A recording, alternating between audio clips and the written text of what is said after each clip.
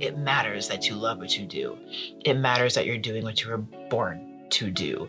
And the question always comes up, how do I know what I was born to do? Well, first things first, you did not create yourself.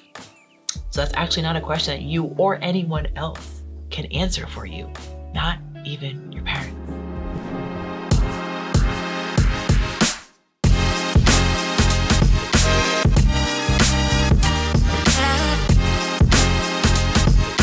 Welcome to the Pastor's Lounge.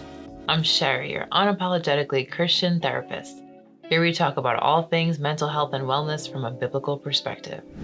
So today we're going to talk about career versus calling. I feel like this comes up in therapy with my clients so often. They come in for one particular issue, family issue, personal issue, whatever it is, and somehow your vocation, the work they're doing always somehow gets mixed in. And you know why? Because we spend most of our day, most of our lives, most of our week working. So if you are not loving that, if you are not thrilled, if you are not fulfilled with the work that you're doing, why not? What's going on there? What I hear a lot about are people getting into careers because of the family legacy of it. Not that these are problems, by the way, let me be clear. These are not problems to be solved in and of themselves unless you are struggling with your vocation, right? So either they're involved by legacy, or my dad was a cop and then my uncle was a cop, my grandpa was a cop, so guess what? I'm probably just gonna be a cop. Well, do you want to be a cop? Because I would rather have a cop who wants to be a cop. It's like the surgeon who would have much rather have been, a librarian. I mean, that's a pretty extreme difference, but hey, I would want the surgeon that's like, I couldn't wait to be a surgeon. This is exactly what I knew I was born to do, versus the surgeon that's like, I didn't want to be here. But anyway, let's get you set up for the OR, right? Like, no, I wouldn't be as confident in that person, right? It matters that you love what you do. It matters that you're doing what you were born to do. And the question always comes up, how do I know what I was born to do? Well, first things first, you did not create yourself. So that's actually not a question that you or anyone else can answer for you, not even your parents. Wow. No, that's not their job. That's God's job. That's God's job. Every single person that arrives on this planet arrives with a very specific purpose. You are born as an answer to a question. You're born to solve a problem. You're born to create, to add value to this world in a very specific way. And if you are not loving what you do, if you're the accountant that is daydreaming all day about being a golf instructor, or you're the golf instructor dreaming all day of being the accountant, why don't we do something about that? So imagine you are now seeing this video and you're like, well, Sheri, I'm 54. So yeah, where's that career pivot, coming for me? I've got a family to take care of. You need me to just leave my lucrative career and just be like, yeah, but I just want to be a gardener. Can I just stop it all and be a gardener? Okay, well, yes, pay your bills. You can't just stop overnight. And please do not take this as an invitation. Be like, I quit, y'all. Sheri says, go pursue my passions though. Here are my papers. No, I need you to use wisdom. You need to be smart about this. But what I invite you to do is make room for your passion, little by little. Make room for it. How many of us, let's just take 5 minutes on YouTube, right? And we can have an answer to that question. How many of us are truly making our living off of what for some started off as just a side hustle, a hobby, a thing that they were doing on the side just for the love of it? What would you do for free? What were you doing as a kid, unprompted? Just your default setting was always to fix things, to repair something, to always, work with animals or work with children. What were you just gravitating towards with nobody forcing you towards it, whether it's music or art or drawing, singing, dancing, leading, encouraging? There's something, there are hints in your childhood. There are little winks, little details, little ideas and nudges that have been with you all of your life, that if you really took the time, talk to some of the people who grew up with you and say, what was I just gravitating towards at 5 or 6 or 7? What were you always catching me doing, mom, dad, grandpa, whoever was around you the most as a child? If you didn't grow up in a traditional situation, your situation was just, really chaotic. You didn't have a traditional childhood. Like who would be able to answer that question for me, Sheri? I was from here to there.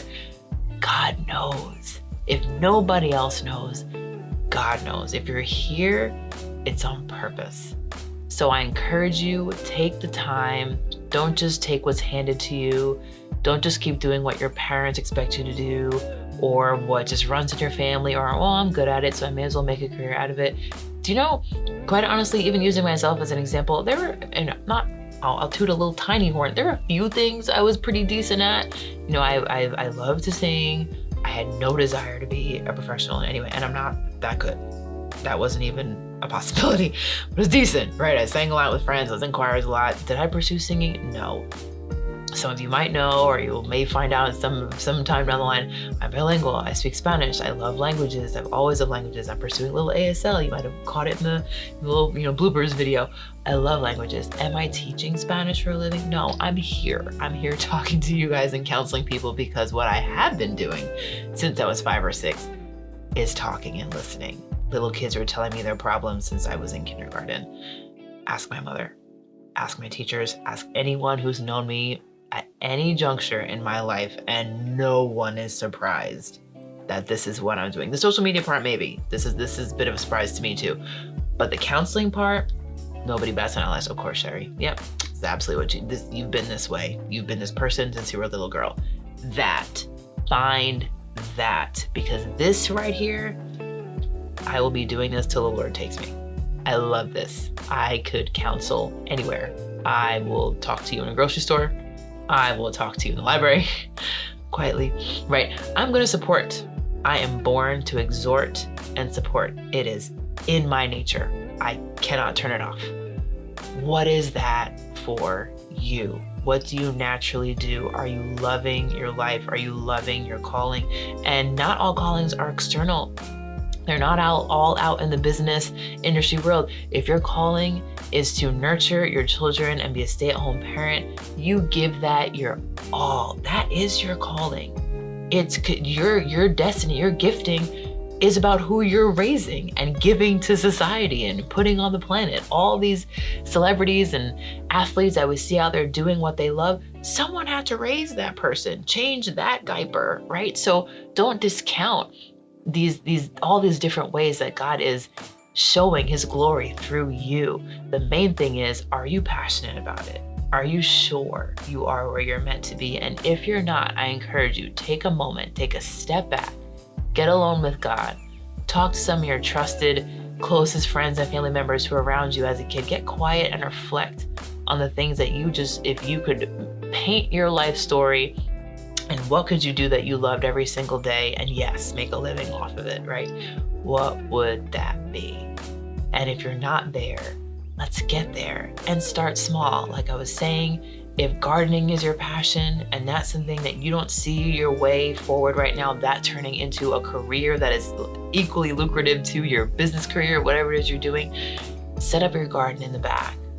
Set up your garden in the back and maybe create some bouquets and leave them out front for your neighbors to enjoy. I have a client who's doing and has done exactly that.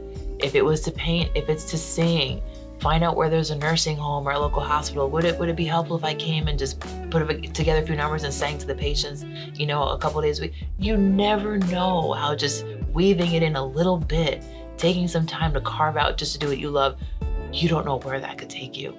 Ask anyone who's doing anything big now, especially in this social media space. Most of them started off with a little something in their backyards, in their garages, in their houses, little setups, and then before you know it, they're able to reach far and wide doing what they love. Why? They started somewhere. They started with a little bit, and a little bit can turn into a lot when it's put in God's hands.